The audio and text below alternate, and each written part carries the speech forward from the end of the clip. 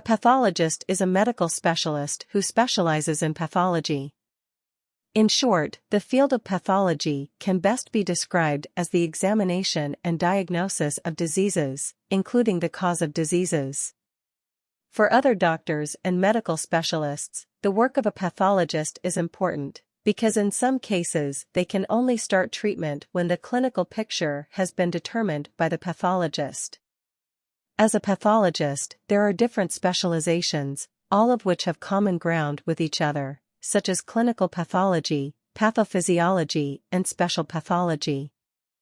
A pathologist performs tissue and cell research for his or her work in order to be able to determine diseases. Consider, for example, examining a tumor to determine whether it is benign or malignant.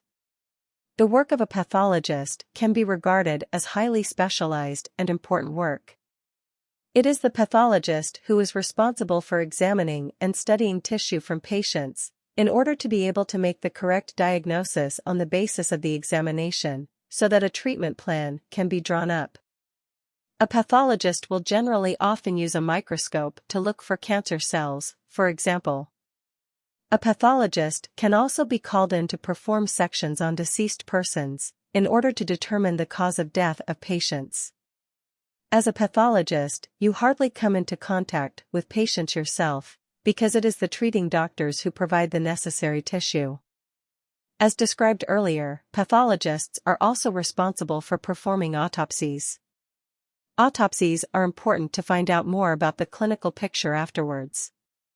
Another important reason to perform autopsies is to check that medical specialists have established the correct diagnosis and thus performed the correct treatment.